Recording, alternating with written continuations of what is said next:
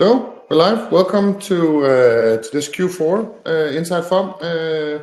3 months since we last one of these. We'll go through the last quarter's news, and of course you can always ask questions throughout the whole presentation. We have some from the other platform, Stock.io, the community, our investor community platform that is also co-hosting, live streaming this event on their platform. Other than that, now I've talked a little bit, but can you hear me? Could please in chat or question just write that the sound is actually going through, so we're sure we don't miss anything.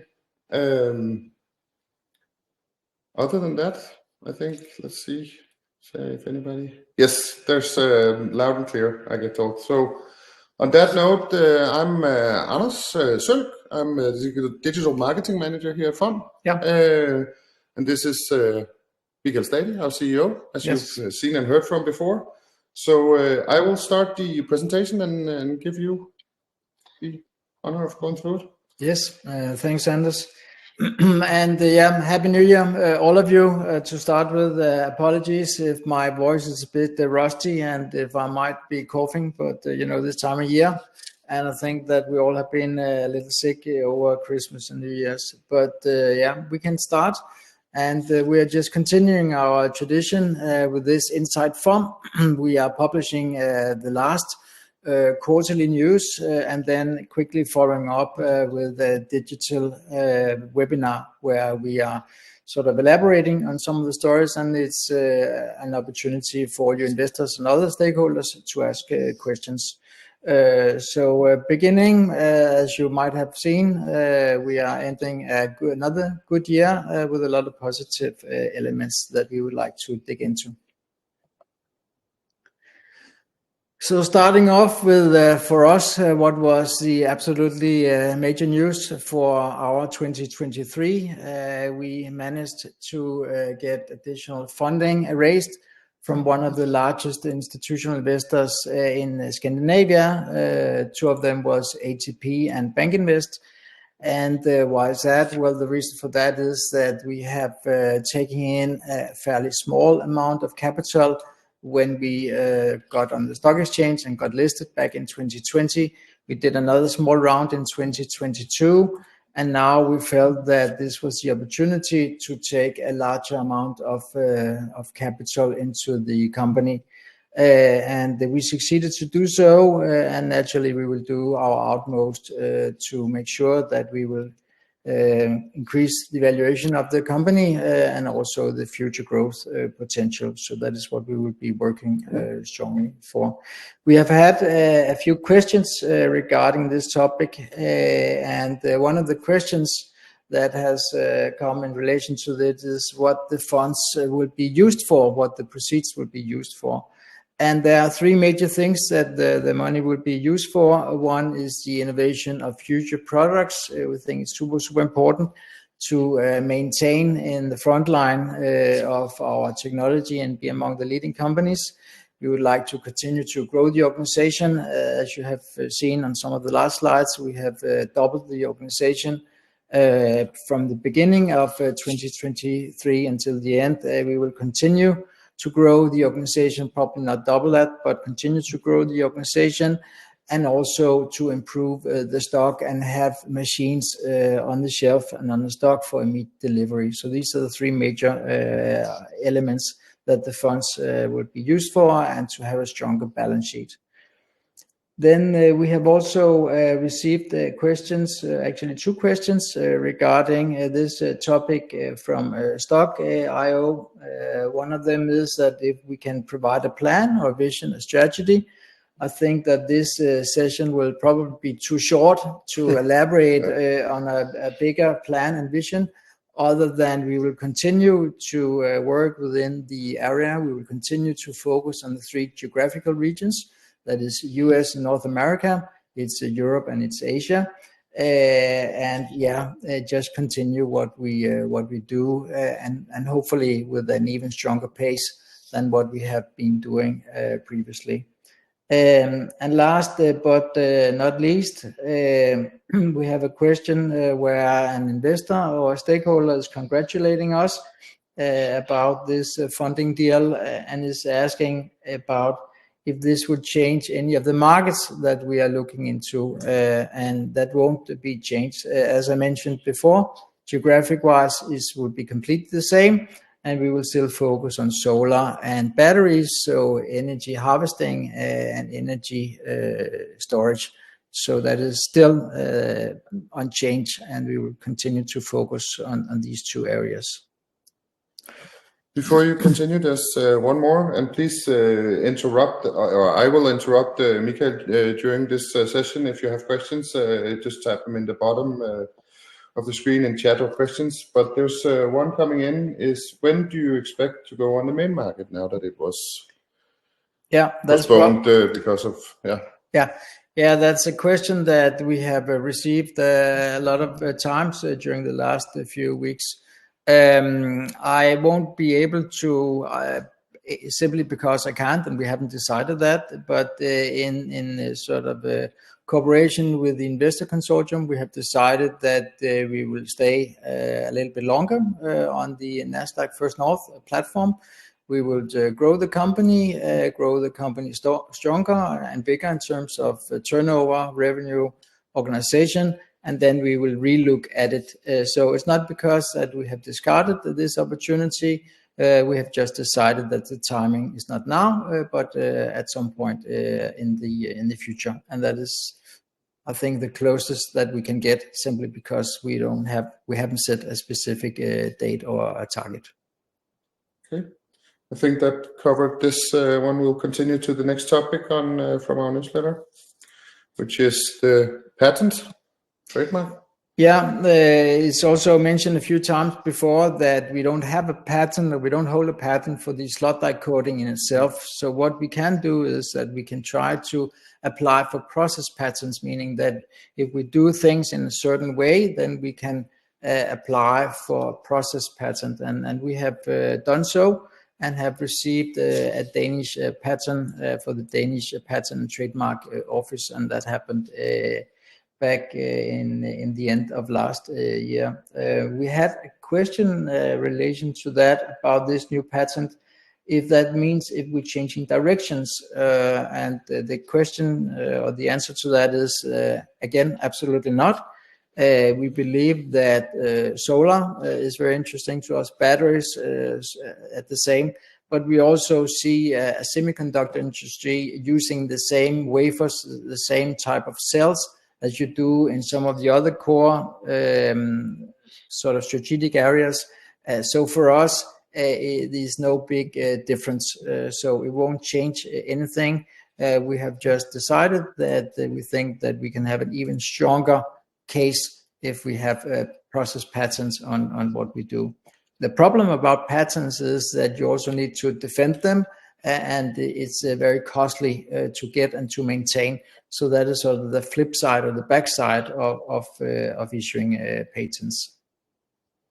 Yeah, if no more questions to this one, we'll continue to MIT purchases last seconds of last year, actually. Yeah, and that is interesting because this is what we call recurring business, or recurring customers coming back to us and asking to buy more advanced equipment. And MIT is one of the most prestigious universities in the world. They are sort of in the forefront of a lot of areas where they do science and research within. So naturally, that is a story that we have been proud to share with you. We have received a few questions about that topic and that story. One of them is if there's any more like high-profile customers coming our way. We certainly hope so. Yeah. We certainly hope so. We do our best in marketing and sales to get that exactly. done. Yes. Yeah. And to add on that note is that it's not all the times that a customer is interested in us mentioning that they are a customer with us. So one thing is to deal with these high-profile prestigious, either academic customers, also corporations. Another thing is whether they're interested in us sort of mentioning that they are buying equipment from us. So those are the two sides that we also need to always have to have in mind. But yeah, we are sort of stressing that we are providing some of the most advanced equipment in the world, and we have the customers' words for that, and we'll continue to seek for those kind of customers, and hopefully other customers coming our way. We also had one from Stock.io in relation to these returning customers, and that's more in general. If we in general see returning customers, and the answer to that is yes, we actually calculated on it, and last year it was 11%. So 1 out of 10 customers last year was returning customers coming back and buying either the same level of equipment or even more advanced equipment. We never see customers sort of going down in the complexity level. So to that question, it's a clear yes. Okay, seems we have more questions to this one. So first, sales in Portugal is also a nice story, which I then from what it states here, 30 countries globally now. Yeah, you can say that you learn at the business school that if you're a small company starting up, you need to go global. And we have been proud to say that we have been born global. We have almost zero revenue or turnover in Denmark. So we have always been global, and a lot of countries on all 6 continents. So for us, Portugal was also an interesting country in Europe. So we thought that there was a nice little story to add, and have been calculating all the countries where we have sold equipment to. So yeah, a small story, but still significant for us to continue the global journey. Before you continue, Michael, there's a question here. Is the competitive landscape changing? More players entering the market, or do we see the same, I guess? Yeah. Yes, that is a very good question, and the answer to that is yes, and that is just stressing that the market is becoming more mature. The more mature it becomes, the more competitors is entering the market. So the only thing you can do is embrace it. You need to be on your on the tiptoes, and work hard and have the best technology and the best products. And that's also stressing why we thought that the timing was right for us to raise capital and continue to be that. But we don't see it as a sort of a major problem, because it's also underlying that the market is starting to be more mature, and you both have customers that is academic but also corporates. But we see an increased competition out there. And then a follow-up a little bit in the same direction. Are margins coming under pressure because of this? Yes, with increased competition, there will be a squeeze on margins. So that means that you need to produce more optimal. You need to optimize on your lead times and your whole way of how you run your business. So, but that's just a natural way that all kind of corporations or markets that are maturing, they will go through these patterns, and so will we. Yeah, there's not much to do about it, other than just to optimize and have a super lean business that you run. Then we have, if that answered it all, please follow up if you have more questions. But we have a question coming in live from Stock.io platform. Is it an advantage for you when you get a customer in a new country? Does it give more business in that country, or is there no geographical connection in this that provides you with more business in the same country? Yeah, it's always a major advantage for us, because what you can say when you talk to other customers in the same region, it's easy to say, well, we already have customers that are within your range or your geography. Maybe they're even within the same application field. So, go and talk to this professor, go and talk to this university or this customer. Of course, we will check if they are interested in sort of sharing the knowledge, if they're not competing. And it's much easier if you know the region, the country, the culture, the language, and so forth, to reach out and talk about their experience. So we are very much sort of collecting on new geographic areas and countries, and thereby can be able to get more ambassadors for our technology. Yeah, I think that covers that for now. Next up is the workshop our dear colleague Cesar attended at Fraunhofer. Yeah, we do many workshops and have arranged a handful of workshops for 24, but sometimes it's just really interesting, both from our customers, but also for investors and other stakeholders, to see that you're out there, you do the research, you do the science, you have sort of real people who's cooperating with customers, and also the fact that we are participating in a lot of R&D consortiums. Right now, we are active in 6 global R&D consortiums for the time being. This was one of them, and this is within the PV photovoltaic, the solar application field. And this was a workshop in Germany. Yes, we continue. A little bit about conferences. We had the last conference of 2023 in Boston. We sent a few people over. And I don't know if you have anything else to add, but else in general, we will continue as we've done in 23 with conferences, attending conferences. We see leads coming in. We see more and more of the customers that we meet again have then seen our machines from previous and want to learn more, and thereby continue all the marketing around these conferences. But also from a sort of learning perspective, we also send our science team to sort of keep up to speed with what's happening in the different application areas, in different industries. You are correct, Anders. What I would like to add is that the MRS stands for Material Research Science, and is one of the most prestigious one within our field. So this is definitely sort of an exhibition that we participate in every year. We would often have a booth and be sponsors. And Boston is just stressing that US is a major market for us, and is counting for more and more in our sort of global pipeline or portfolio of our total revenue. So US is important, and particularly this MRS, Material Research Science, is very important for us. Yeah.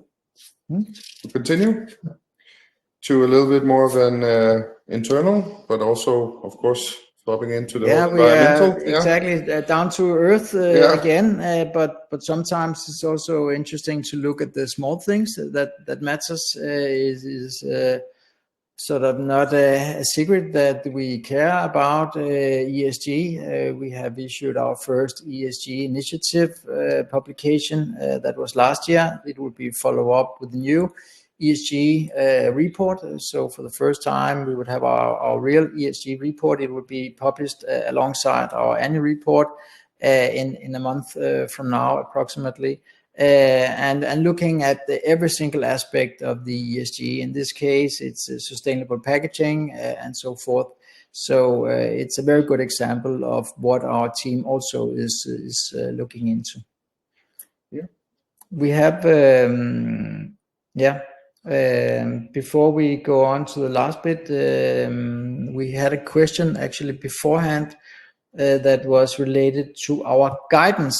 Normally, you would have each company would have a guidance, and if that changes, you need to report and inform the market, and so do we.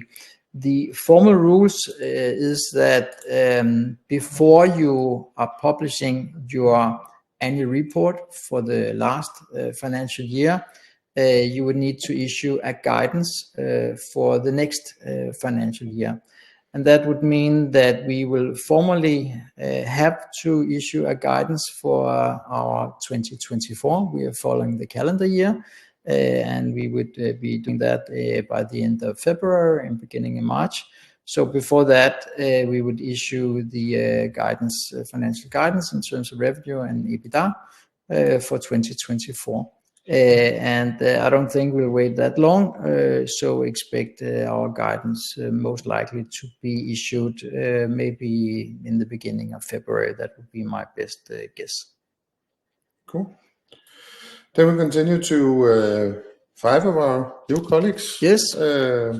So yeah, in almost covering most departments, I guess.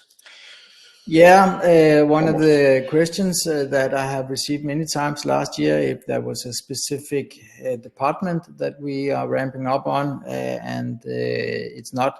We're trying to see if we can balance the organization. So in Q4, we hired 5 new colleagues. For the whole of 2023, we hired and doubled the organization from 17 to 33. So we welcomed Mustafa, and I'll start with him because he will be heading up our service lifecycle management, also in the daily mentioned as SLM, service lifecycle management.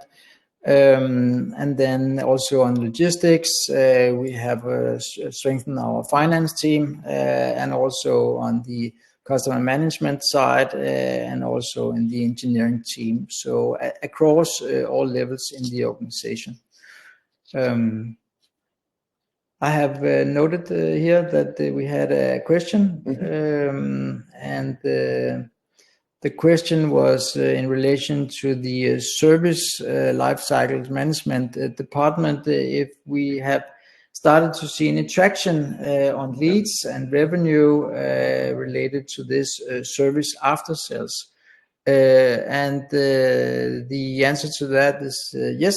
We have partly hired new people, but also relocated in the organization. So the team consists of 4 people, meaning that it's around 15% of the total organization.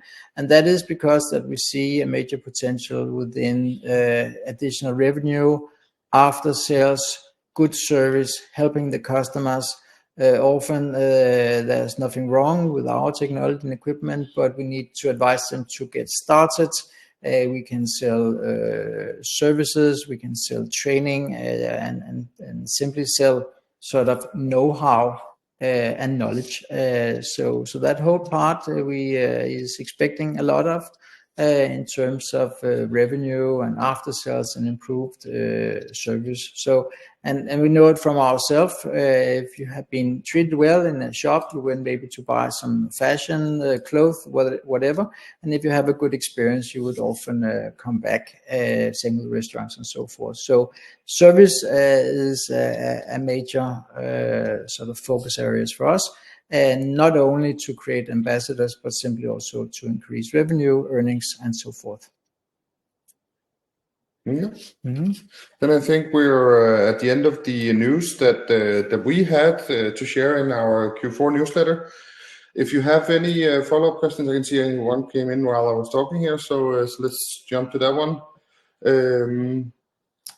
If you can disclose, did you have interest from any US investors regarding the capital raise? I get inquiries from US once a month, but not very serious inquiries. Often it's project-based, and it's more in terms of loan, where you would need to borrow money and pay an interest. So serious interest, no. But we get a lot of not so serious requests at a fairly consistent basis. That is once a month. Yeah. Yes, we'll just give it a couple of seconds for follow-up questions and new questions for that matter. We have some time to spare. We've set off half an hour for this, and we're getting there, but we still have time. In the meanwhile, if there's any last questions, as always, as I normally end with, please follow us the various places. We share news on a regular basis when they're new on our social media platforms. But as you always say, Michael, you can always send us an email on ir@fomtechnologies.com with any investor-related questions, and we will take care of them. Never hesitate. We try to respond for investor relations inquiries within 24 hours, and always trying to provide a sufficient answer as possible. And we record this, so if people don't have time the specific evening, they can always go in, browse, and they can see it when it's more convenient for people during the weekend or whatever. Yeah. The last one's dying to get a question to Mika before we end up this session. We have a last question for you, ladies and gentlemen, the audience here, and we have been discussing internally whether we should make 2 days in between sending out the digital newsletter and then hosting this webinar. If 2 days would make a difference. So if you have any opinions on that, right now it's 1 day. We sent out the newsletter yesterday, and then we are hosting this webinar tonight. But if you feel that it would be more convenient that it would be 2 days in between, you can give us a shout or just write a comment. So we are playing a little bit what is the optimal format for these sessions here. Comments on that so far, but again, we'll we'll listen. So by all means, contact us on any platform. Else, I will give you 4 minutes back of your time. Thanks for joining. Some joins again, and thank you and welcome to the new ones. That I hope we'll see you again in a couple of months when we have the next one. Yeah, and we see an increase of every session that we make, and more is participating. So for us, we think we're on the right track. All right, but thanks for joining. Have a nice evening. Yes. Take care.